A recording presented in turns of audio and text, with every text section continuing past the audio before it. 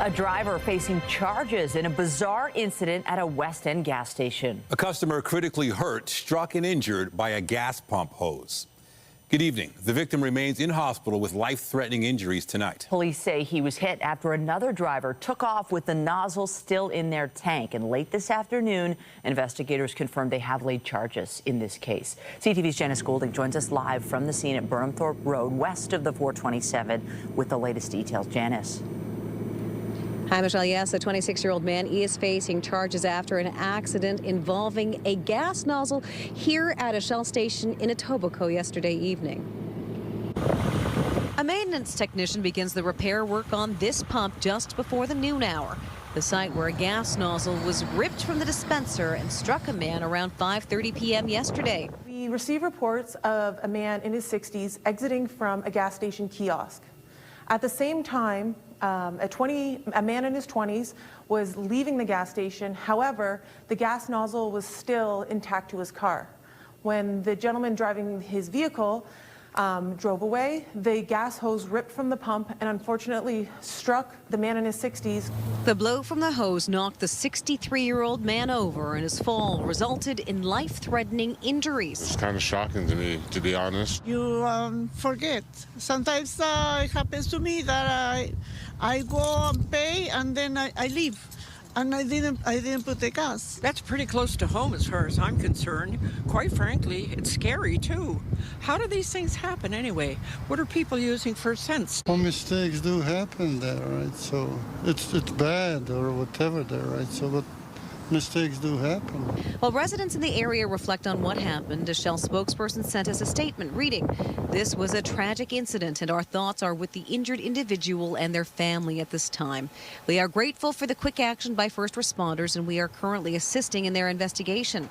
Meanwhile, police are reminding people to stay aware of their surroundings, and if you are getting gas, always take a second look at your gas tank and to ensure that the nozzle has been removed from your vehicle and placed back onto the gas pump safely. Police say the driver of a silver Mercedes returned to the scene after he drove away. 26-year-old Ian Bassis of Toronto was charged with dangerous operation of a vehicle causing bodily harm and careless driving.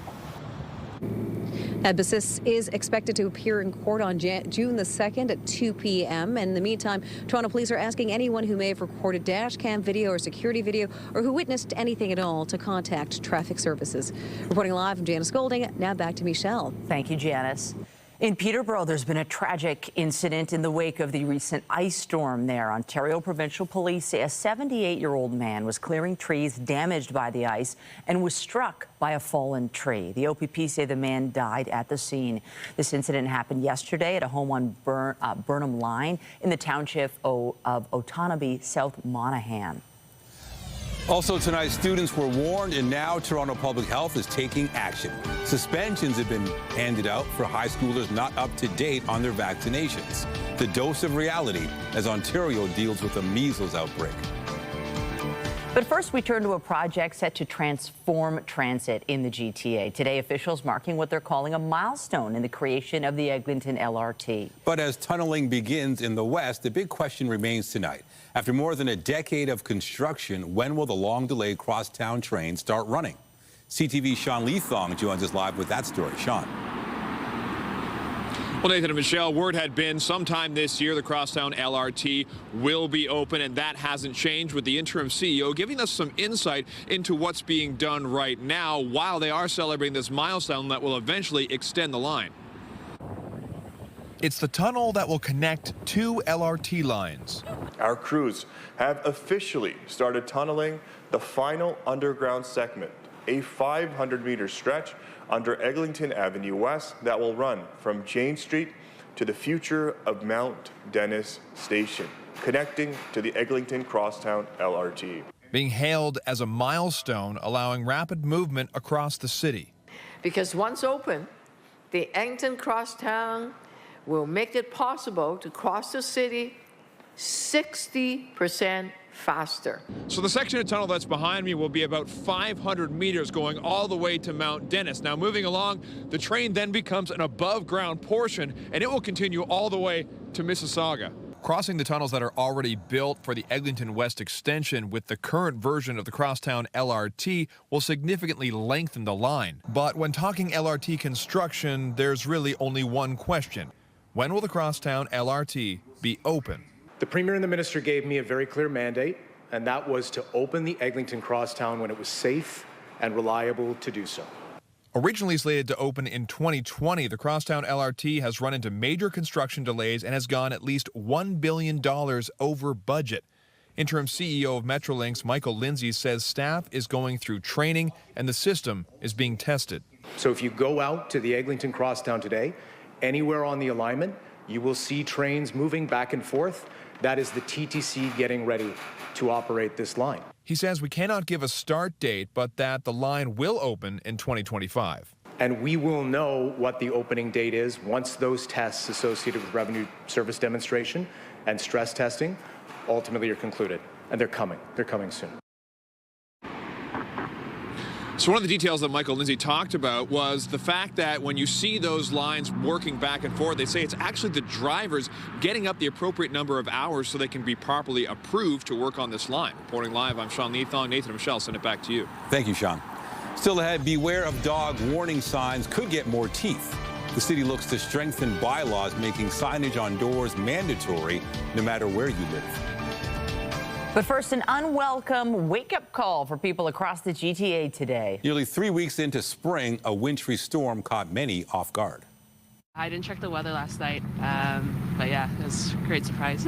A snowy surprise for drivers and pedestrians. I was like, what is happening? Yeah, it was crazy. I can't believe it. April showers of the snow variety hit parts of the GTA today, making roads and sidewalks slippery. It's greasy. Yeah, just got to be careful. Yeah, and blustery. The morning commute turned chaotic for some. Multi-car crashes on the DVP and Bayview Extension closed both for a period of time. We've had crashes really all across the region. Some rollovers, no serious injury crashes at this time. Jackknife tractor trailer up on Highway 9. Other crashes really all across the GTA.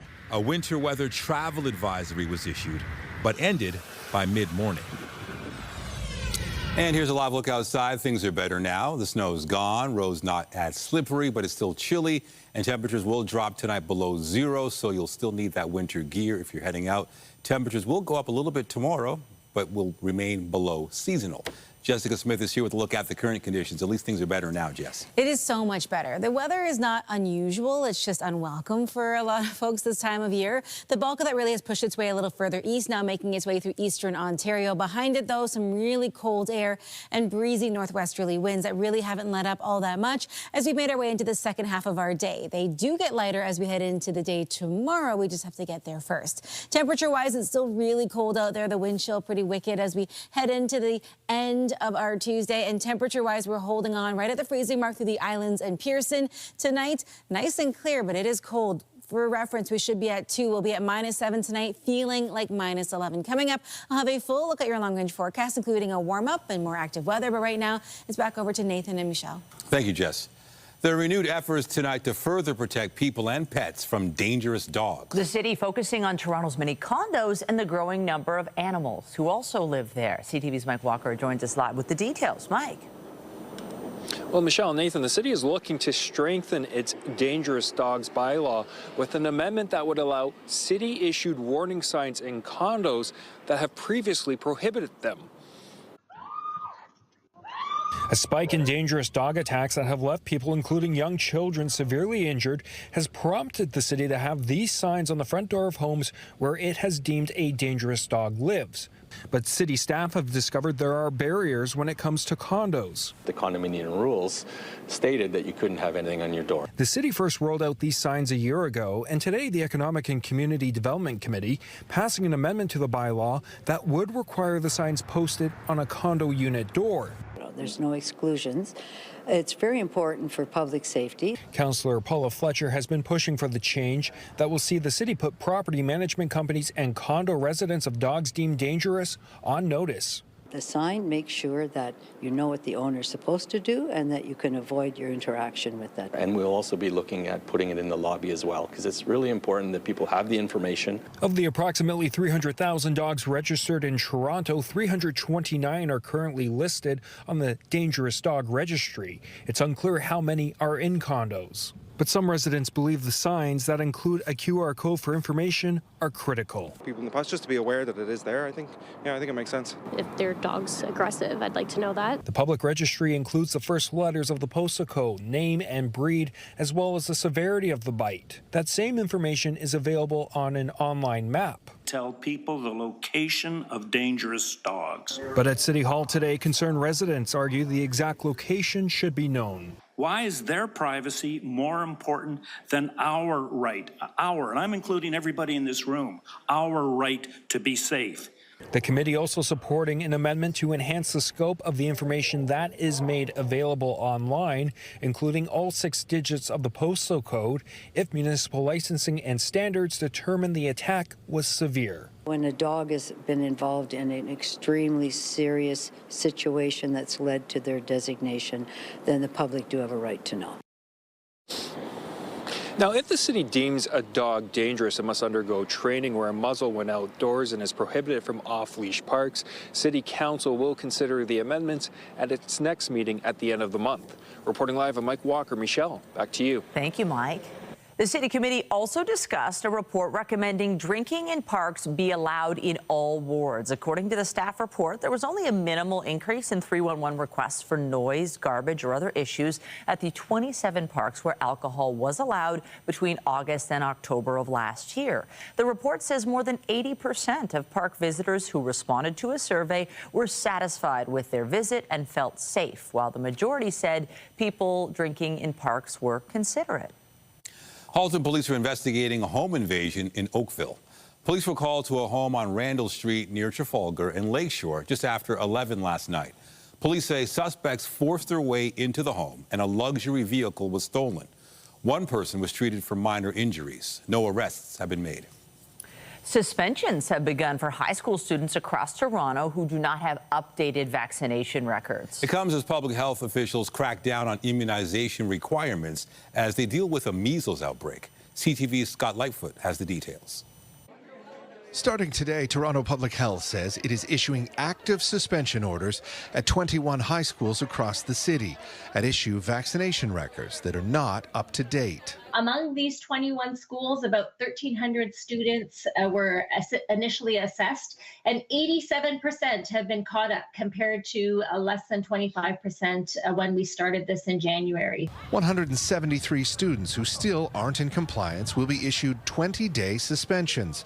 To return to school, the students need to update their records, get vaccinated, or provide a valid exemption. No one is being forced to be vaccinated, but you do need to comply with the law. Public health officials say current grade 11 students have lower vaccination rates due to school-based vaccination opportunities that were not available during the pandemic. Often they're going to need a tetanus, diphtheria, pertussis vaccine. And now we did see pertussis increase in Toronto last year.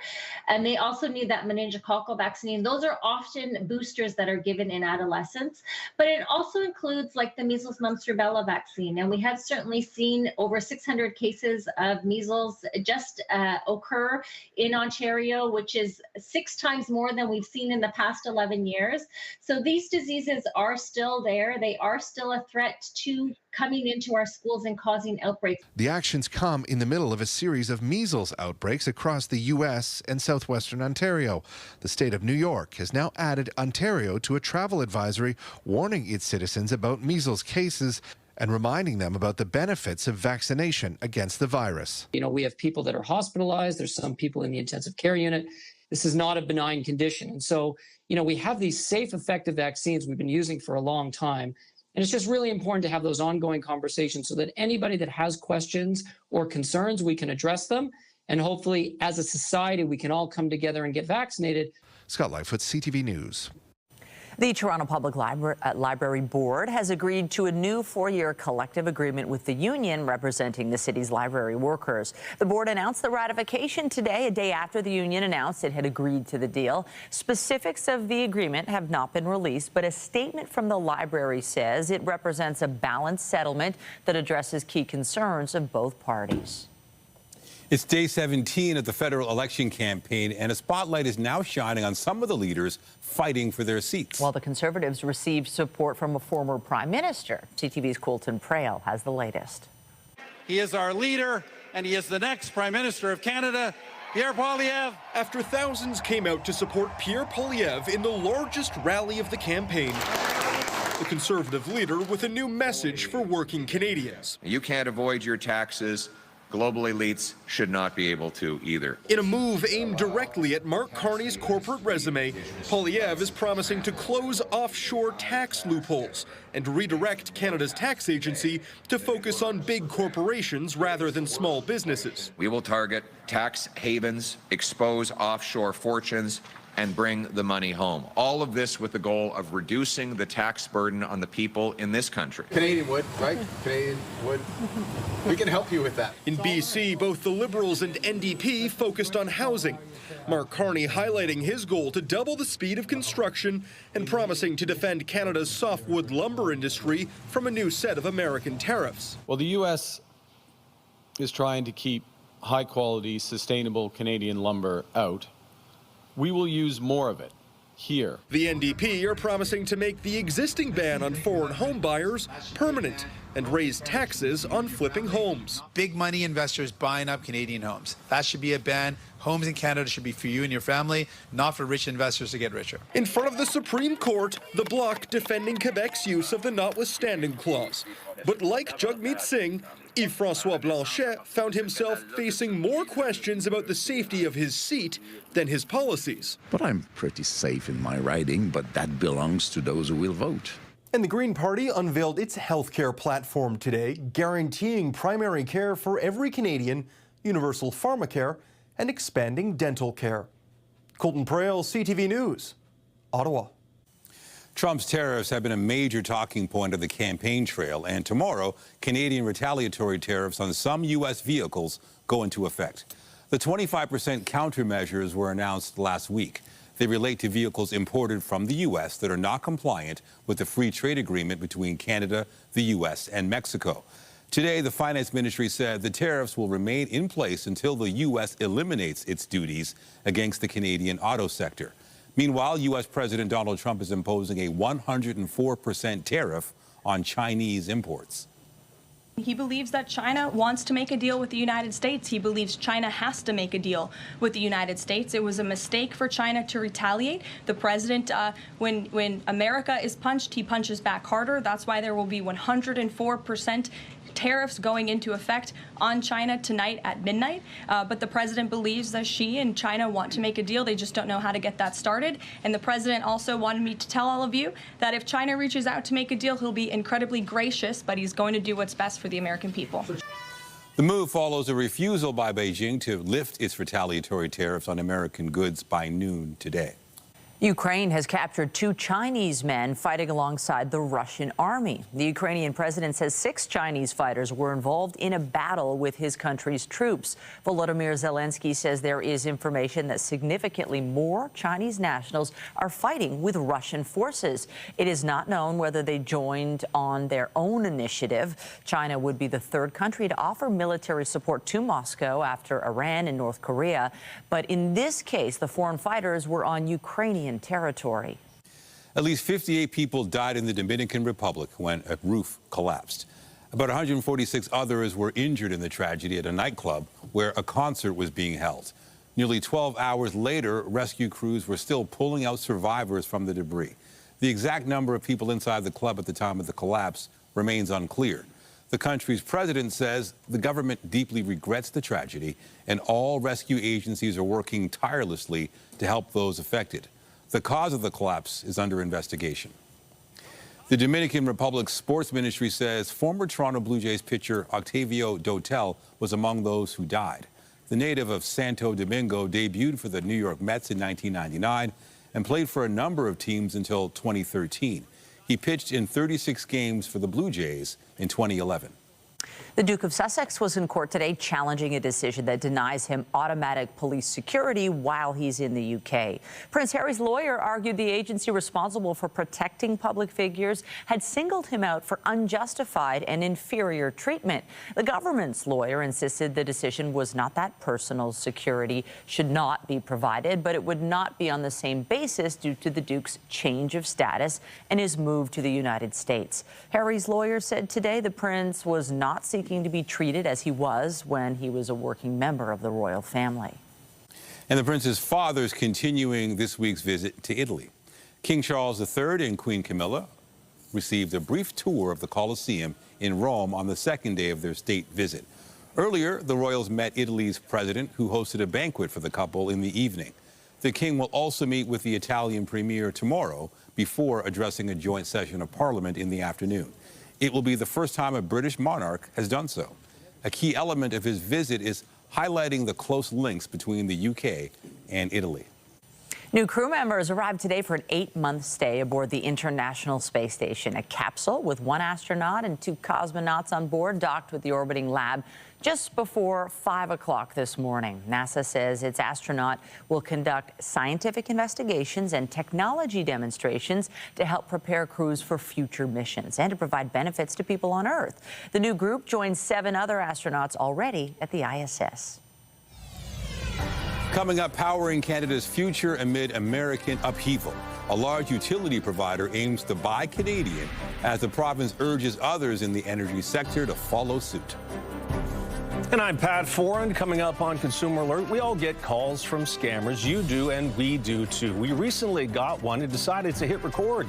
We can tell you what scammers are saying, what they're after, and the best way to protect yourself. All of that story, that's just ahead. And it's a much calmer commute home as we get ready to wrap up our day today. Temperature's still pretty chilly, but we will see a little bit of a reprieve heading into the day tomorrow. But we're not done with active weather for this week. More on your full forecast coming up. And stay with us. We have another full night of great shows for you right here on CTV.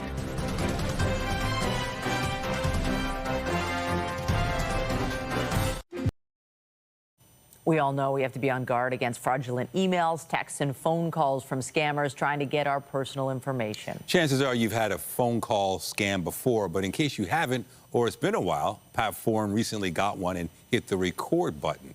Pat Foran joins us now with Consumer Alert. Can't wait to hear this one, Pat. I did, Nathan. Michelle, thank you. Well, when you get a scam phone call, you really should just hang up. But once in a while, we like to talk to scammers and record the conversation so you know what to expect if they call you.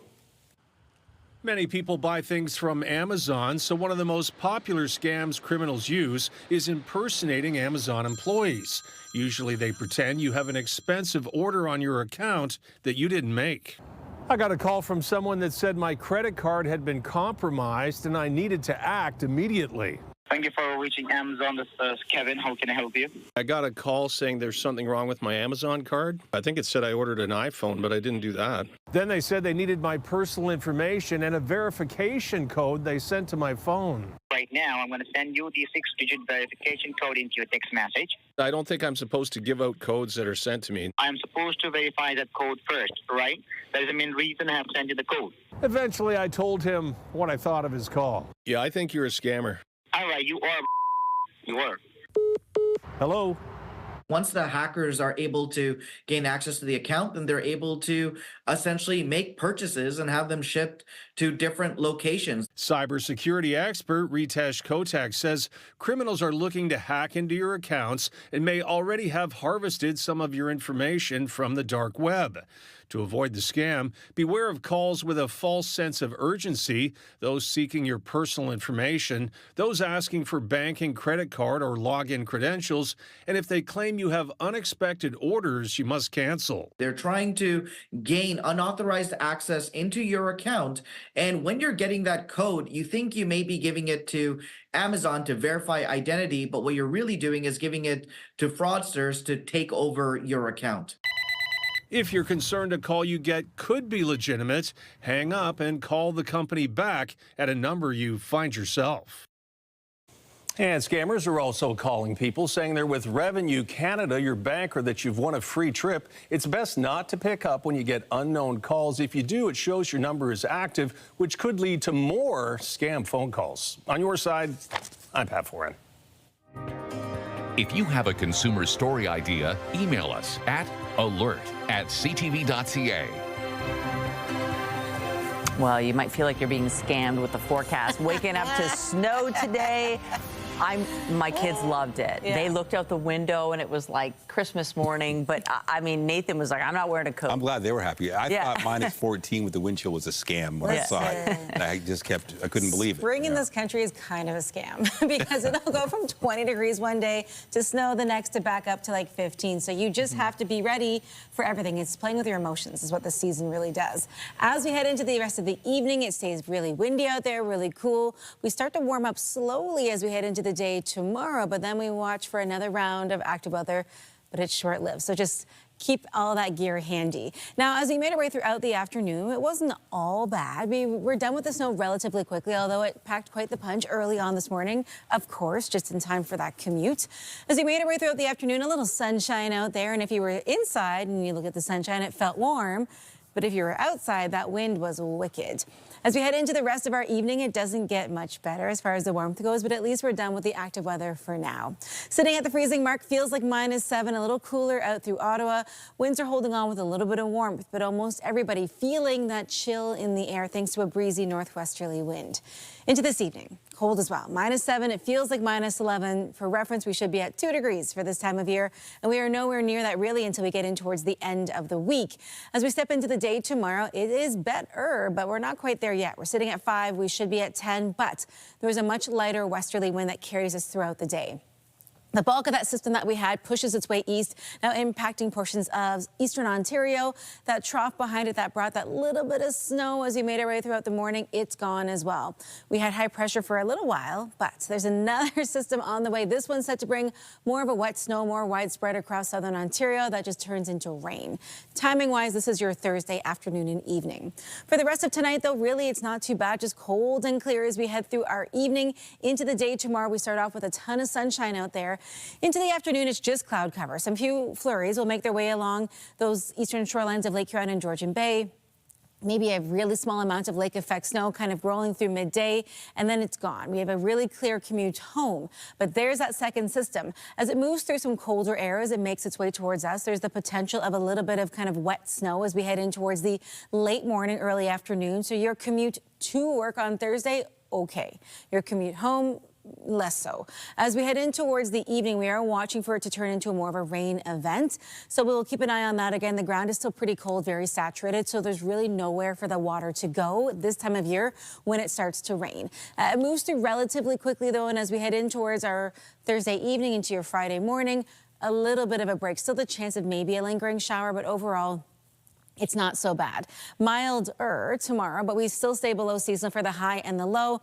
We step into your Thursday, kind of late morning, early afternoon. We watch for those kind of wet flurries that transition into showers through the afternoon and evening. So give yourself time for that evening commute. And then as we step into your Friday, it lingers into the early morning hours and then it's gone. And then we see a slow but steady climb. I think I can towards a much more seasonal forecast. Heading into your Saturday, cloudy to start, sunshine in the afternoon. Sunday, even sunnier, back into the double digits. And then we stay there for a couple of days heading into next week. So this week is kind of meh. It's just mid. It's okay, but it gets better as we head in towards the weekend. Michelle, I'll send things back to you. Sure looks like it. Thank you, Jazz. Thanks. Also tonight, CTV News gets an exclusive on a Tony and Pulitzer Prize-winning musical. Meet the star and director of A Strange Loop after the break.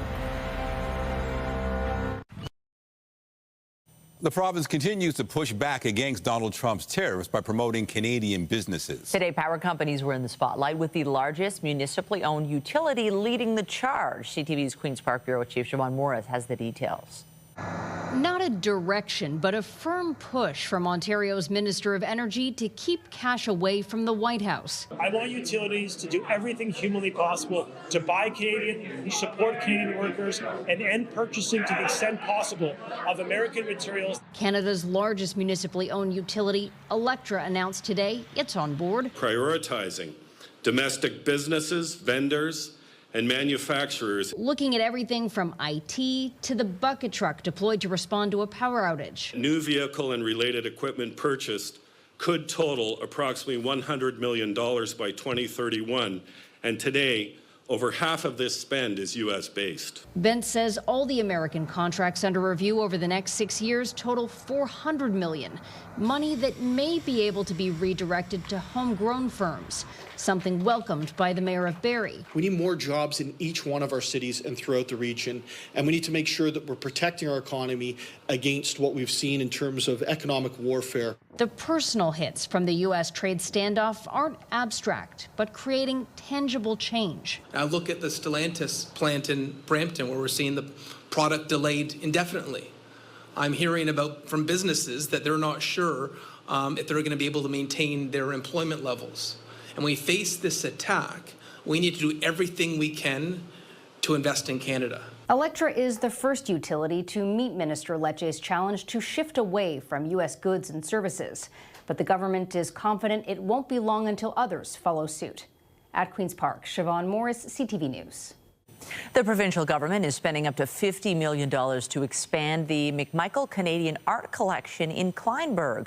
The facility and its grounds house one of the largest collections of Canadian and Indigenous art. The province says the 3-year capital investment will support repairs and upgrades to the 70-year-old building and increase capacity for existing programs, meetings, and special events. The permanent collection features more than 7,000 pieces. A Pulitzer Prize and Tony Award-winning musical is coming soon to a Toronto stage. It's called A Strange Loop, and today CTV's Andrea Case got a preview. 5'4" high school gym, sneaking a cupcake. These are my memories. These are my memories. Malachi McCaskill says when you are a big, black, queer man, it can be hard to find a play which speaks directly to you. But that's what the North Carolina theater student found when he first listened to the cast recording of the musical A Strange Loop. I remember just sobbing after listening to the whole Broadway track, and I knew from that moment that I would be playing that role. While studying for a Bachelor of Fine Arts degree, he was cast to play the lead role of Usher in the first touring production of the Tony Award and Pulitzer Prize winning play in San Francisco. And now he's taking on the role again in Soul Pepper's Canadian premiere. Directed by Montreal-born and now Toronto resident Ray Hogg. So Usher is a fat, black, queer writer who's writing a musical about a fat, black, queer writer who's writing a musical about a fat, black, queer writer, and you see the strange loop. He comes from a religious family from Detroit, and he's highly educated, has a master's degree from NYU, and his parents want him to pay them back by writing a Tyler Perry-style gospel play, which to Usher is just the worst. We see him go through this process of writing this show, all while figuring out who he is within this very convoluted intersectionality of what his identity is. In the world of entertainment, it's hard to avoid the American influence. After all, Strange Loop is no different. It's written by an American and stars an American. But director Ray Hogg says that this is very much a Canadian production. This is absolutely one of those shop local Canadian productions. Our entire team is Canadian. All of the conceiving creatively of the show, from my direction, Rodney DeVerlis's choreography, our entire design team. This show is definitely filtered through a Canadian lens. In dealing with life's challenges, playing the role of Usher has taught the 23-year-old your flaws are what makes you. It shows you that your life has worth. Every single person, every single identity that is within the community has worth, and your life is worthy. You are worthy of life. Excuse me, I'm so sorry. Is that perspiration or is that tears? A little bit of both. A Strange Loop is currently in rehearsal. Previews begin on April 22nd and runs until June 1st at Soul Pepper Theatre.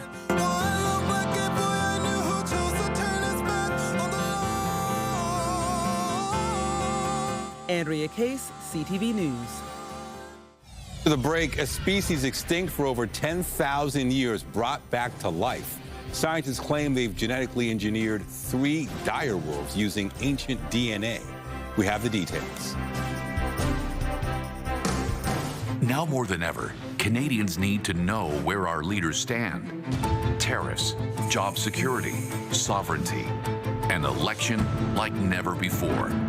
Now more than ever, CTV News delivers a Canadian voice with perspective that cuts through the clutter, focusing on the stories that affect us all, connecting you to Canada's most trusted news, wherever you are. CTV News, now more than ever. It's pretty close to home as far as I'm concerned. Quite frankly, it's scary too. Updating our top stories, a man suffered life-threatening injuries after falling to the ground at a gas station yesterday. He was struck by a gas hose that was ripped from the pump when a driver pulled away with the nozzle still clinging to his vehicle. A man has now been charged. Our crews have officially started tunneling the final underground segment, a 500-meter stretch under Eglinton Avenue West that will run from Jane Street to the future of Mount Dennis Station, connecting to the Eglinton Crosstown LRT. It's being hailed as a milestone, allowing rapid movement across the city. Work has begun on the final stretch of the Eglinton West LRT, but there's still no firm date on when trains will start running on the Eglinton Crosstown LRT. No one is being forced to be vaccinated, but you do need to comply with the law. Toronto Public Health has started issuing suspension orders at 21 high schools for students whose vaccination records are not up to date. More than 170 students who aren't in compliance will be issued 20-day suspensions. They will need to update their records, get vaccinated, or provide a valid exemption in order to return to class. Remember to keep up to date day and night at ctvnewstoronto.ca and by downloading the CTV News app. Fears of a global trade war stalked the stock market again today. Andrew Bellabine in Bloomberg has those details in business. Hello there. Canadian and U.S. stocks opened higher today amid hopes that negotiations will take the sting out of massive import tariffs threatened by U.S. President Donald Trump. But optimism faded later in the session. Stocks dropped after the White House said the U.S. is moving forward with levies on China as high as 104%. The U.S. S&P 500 ended the session 1.5% lower, as did Toronto's composite index, which was weighed down by falling oil stocks. The S&P is now down more than 11% in the past week, while Toronto has dropped 10%. Strategists at investment giant BlackRock have downgraded their view on U.S. equities to neutral from overweight on a 3-month horizon. Goldman Sachs, which has cut its oil forecasts twice in a week, said there's an outside risk that the global Brent crude price will drop below $40 U.S. a barrel next year. It traded at around $64 today. Energy investors are spooked by the trade conflict and also a move by OPEC Plus to increase production. North American crude slipped below $60, trading at 4-year lows. Shares in giant producer Canadian Natural Resources dropped 5% to hit the lowest since 2023. Canadian energy stocks are down nearly 15% in the past week. And finally, this may be a sign of harder times. The New York Post says some U.S. diners are forgoing pricey seafood towers and settling for multi-layer feasts of hot dogs instead.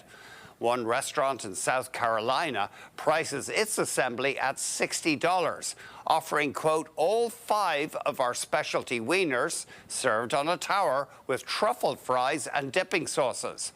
Another outlet, Ghost Burger in Washington, D.C., serves, quote, a glorious weenie tower of power that includes 4 dogs, 4 orders of sliders, a cheese steak cut to share, fries, onion rings, and, quote, all the sauces, all the glory, all for less than $100.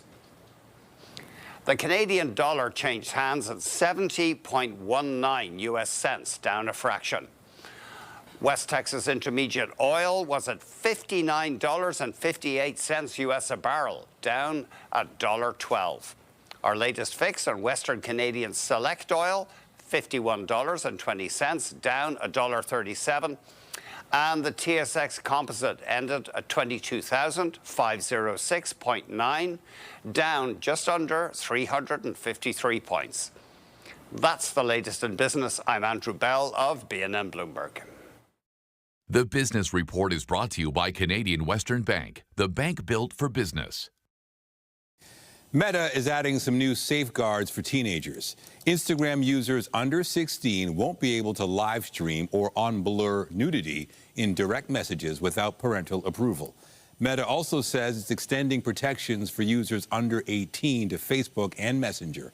That includes setting teen accounts to private by default, blocking private messages from strangers, limiting sensitive content like fight videos, reminders to get off the app after 60 minutes, and halted notifications during bedtime hours.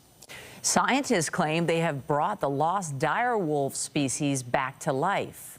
We've taken a gray wolf genome, a gray wolf cell, which is already genetically 99.5% identical to dire wolves, and we've edited those cells. The genetically engineered wolf pups are between 3 to 6 months old and sport long white hair, muscular jaws. They already weigh 80 pounds and are expected to reach 140 pounds. Dire wolves went extinct more than 10,000 years ago and are much larger than gray wolves, their closest living relatives. But independent scientists are critical of the company's claims, saying they aren't actually dire wolves, suggesting all science can do is make something look like something else, not fully revive extinct species. And it's unlikely we will see dire wolves roaming North American grasslands anytime soon. Mickey and Donald say hello to Tucker. This baby giraffe is the newest addition to the Disney Animal Kingdom near Orlando, Florida.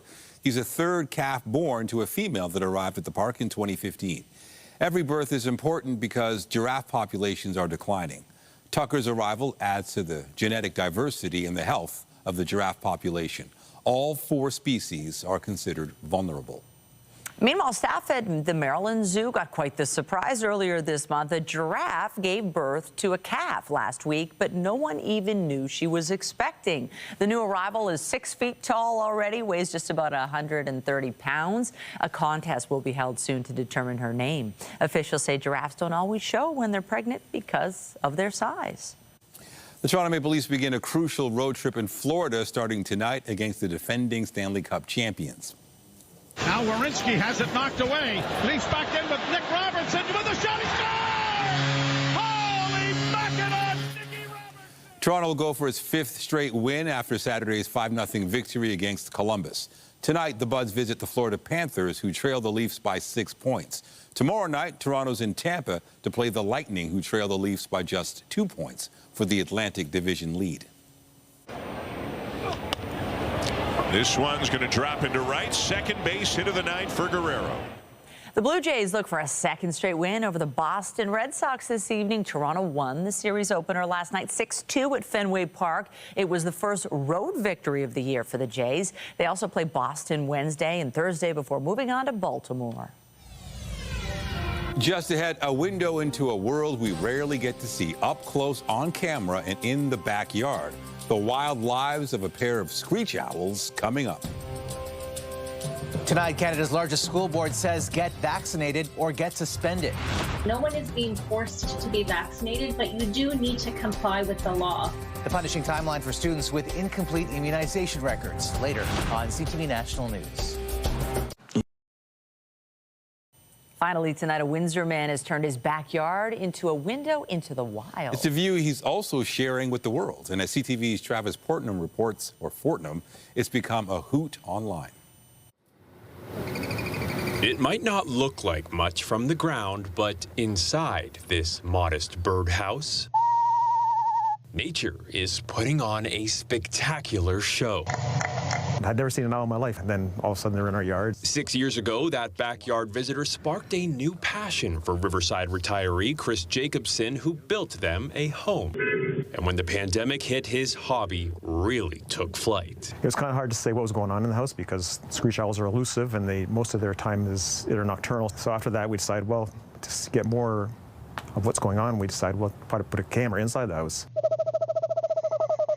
What started as 1 camera has grown to 6. 2 inside the nest, 4 across the backyard, all capturing incredible close-up moments of a mated pair of screech owls and the 12 owlets they've hatched over the years.